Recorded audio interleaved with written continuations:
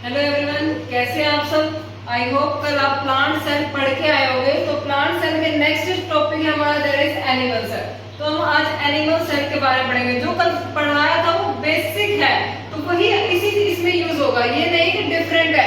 Living cell क्या होते हैं, सेल क्या होते हैं, सिंपल फीचर है जिसके अंदर क्या होते हैं, जितने भी हमारे लिविंग ऑर्गेनिज्म होते हैं सेल के बने होते हैं। तो फंक्शनिंग में थोड़ा बहुत डिफरेंस आ जाता है, तो अंदर इंटरनल स्ट्रक्चर में डिफरेंस आ जाता है। लेकिन जो बेसिक स्ट्रक्चर है जैसे न्यूक्लियस हो गया, माइटोकॉन्ड्रिया हो गया, ये सब क्या होते हैं, सभी सेल्स में आपको अवेलेबल मिलेंगे और सभी अपना काम परफॉर्म करते मिलेंगे। जो प्लांट सेल में काम परफॉर्म कर रहे थे वही एनिमल सेल में काम परफॉर्म करते हुए मिलेंगे। थोड़ा बहुत डिफरेंस आएगा वो मैं आज आपको बताऊंगी। तो पहले आप प्लांट सेल की वीडियो पढ़ोगे, फिर देन अगर एनिमल सेल की वीडियो पढ़ोगे तो आपको ज्यादा समझ में आएगा। तो शुरू करते हैं एनिमल सेल। एनिमल सेल की खास बात यह है कि इसके सेंटर में आपको क्या मिलेगा, nucleus, that is mastermind. Nucleus क्या होता है, मास्टरमाइंड। वही इसके न्यूक्लियस के क्या मिलेंगे, चार कंपोनेंट होते हैं। कल ही मैंने बताया थे कि न्यूक्लियस के क्या होते हैं, चार कंपोनेंट होते हैं। इसके अंदर क्या मिलेगा, जो प्लाज्मा मिलता है उसको हम क्या बोल देंगे, न्यूक्लियोप्लाज्म, जिसके अंदर क्या होगी, न्यूक्लियस की जितनी मेटाबॉलिक एक्टिविटीज हो रही होगी वो परफॉर्म हो रही होगी, वो किसके अंदर होगा, न्यूक्लियस के अंदर होगा। इसको हम डॉटेड स्ट्रक्चर से रिप्रेजेंट कर देते हैं। दूसरा इसका कंपोनेंट क्या होता है, जो थ्रेड लाइक स्ट्रक्चर दिख रही है, इसको क्या बोलते हैं, DNA, that is deoxyribose nucleic acid. ये क्या होता है, स्टेबल होता है, हेरिडिटी मटेरियल होता है, जो एक जनरेशन से नेक्स्ट जनरेशन में जाता है, जो कैरेक्टर पास करता है पेरेंट से ऑफस्प्रिंग के अंदर। तो ये काम क्या करेगा, जितने भी इसके अंदर एक्टिविटीज हैं उनको कंट्रोल करेगा।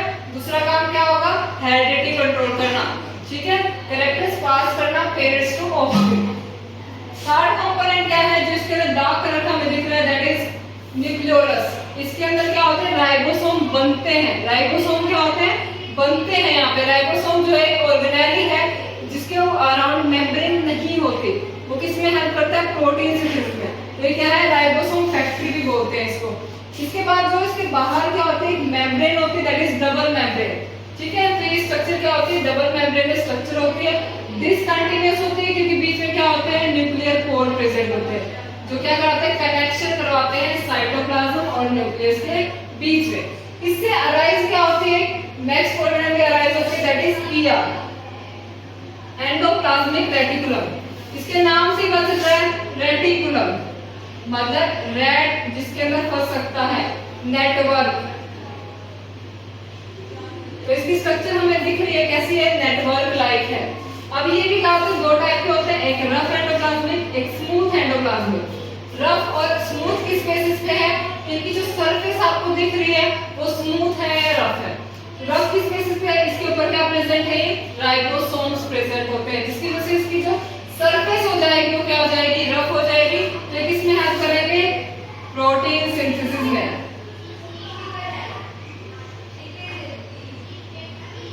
और इसके अंदर क्या होता है, दूसरा टाइप क्या आता है, स्मूथ। स्मूथ क्यों है, क्योंकि इसकी जो मेम्ब्रेन आपको दिख रही है वो क्या है, स्मूथ है। अब स्मूथ क्या होता है हमारी बॉडी में, फैट। तो किसमें हेल्प करेंगे, फैट की सिंथेसिस में,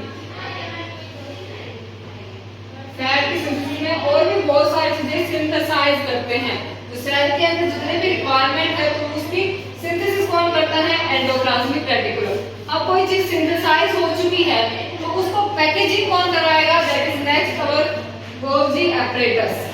ये क्या होती है, वाईफाई लाइक स्ट्रक्चर होता है, जैसे देखा होगा सभी के फोन में है, ये एक वाईफाई बना होता है, ये तो सबको बेसिकली पता ही होता है, ठीक है। तो उसी जैसे स्ट्रक्चर है।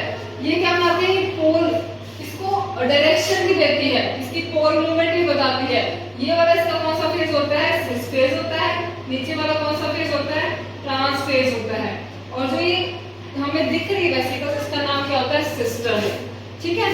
सिंथेसिस के बाद अगला काम क्या होगा, पैकेजिंग। गोल डब्बे में क्या करते हैं हम, पैकेजिंग करते हैं। तो गोल्गी apparatus से क्या करेगी, पैकेजिंग करवाएगी। इसके बाद गोल्गी apparatus से क्या राइज होते हैं, लाइसोसोम्स।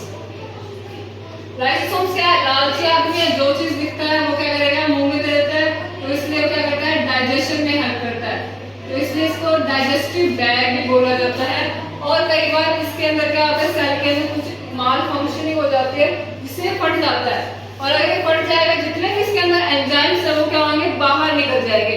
अब एंजाइम्स बाहर निकलने से क्या करेंगे, पूरी सेल के जितने भी कंपोनेंट्स है सबको क्या कर देंगे, डाइजेस्ट कर देंगे। अब सारी चीज डाइजेस्ट होगी तो खुद को इसने खत्म कर दिया, तो खुद को खत्म करने वाले को क्या होते हैं, सुसाइडल बैग। तो इसका दूसरा नाम क्या होता है, सुसाइडल बैग। इसके नेक्स्ट ऑर्गेनेल हमारे पास यहाँ आती है, दैट इज माइटोकॉन्ड्रिया।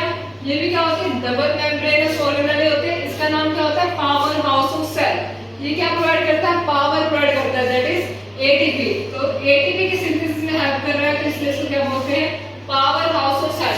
इसमें एक स्पेशल फीचर है, कल भी मैंने जब सेल कराई थी और आज भी सेल कराई, इसकी जो अंदर वाली मेम्ब्रेन है वो क्या होती है, फोल्डेड होती है। उसका रीजन क्या होता है, इसके ऊपर ऑक्सीसोम्स प्रेजेंट होते हैं।